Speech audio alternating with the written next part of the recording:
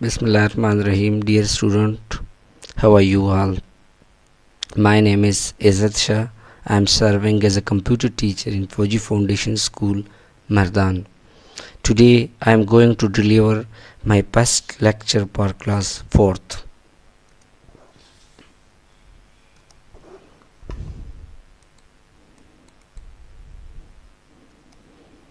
My objective for my today class is the student will be able to know something about the history of computer.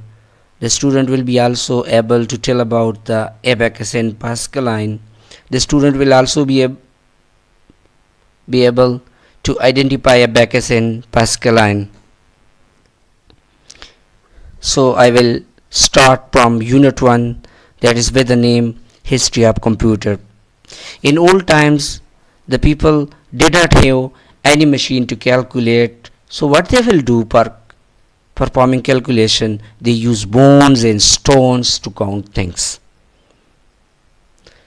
But as time passed, two problems were arises. The first problem was that when the calculation become bigger and more difficult, so people start thinking to develop a device that could do calculation quickly and accurately. At that time, some of the people started trying to develop a machine which could do calculation. The first ever calculating device was the abacus, after which there were several other devices invented by the people. Short. सबसे पहले मैं आपको उर्दू में कुछ बताना चाहूँगा कि पुराने ज़माने में कैलकुलेशन के लिए कोई डिवाइस डेवलप नहीं हुई थी, तो वो बोन्स और स्टोन्स को काउंटिंग पर्पस के लिए यूज़ करते थे. स्टोन्स और बोन्स को काउंटिंग पर्पस के लिए यूज़ करते थे.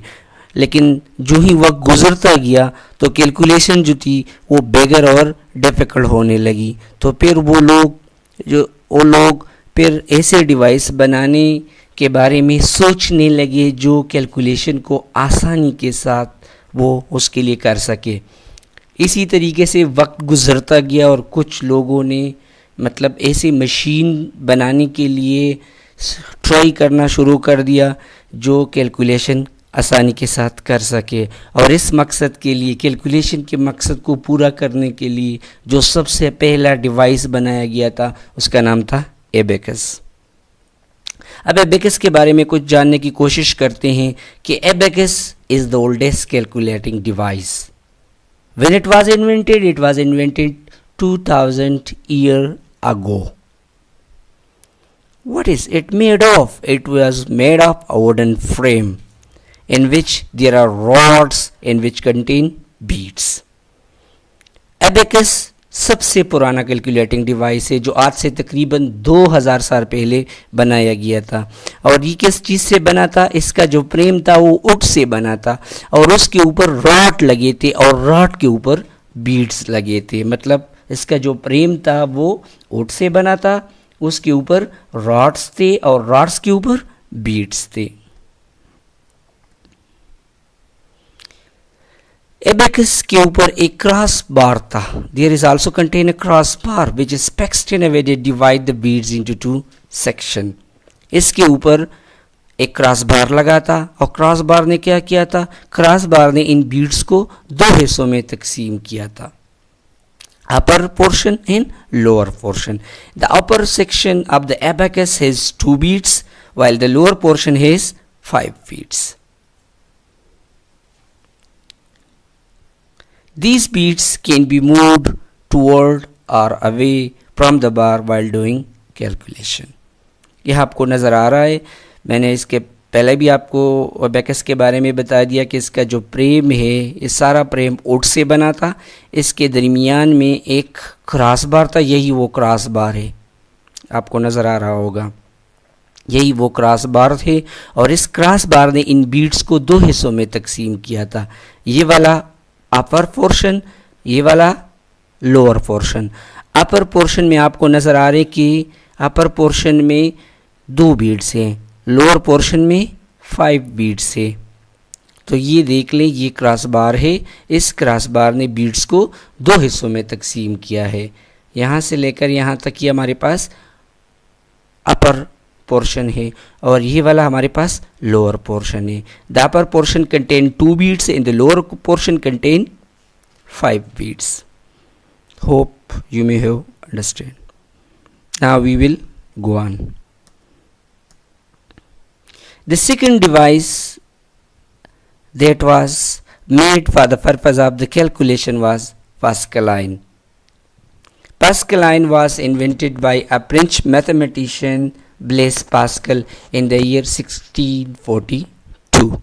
It means who developed it?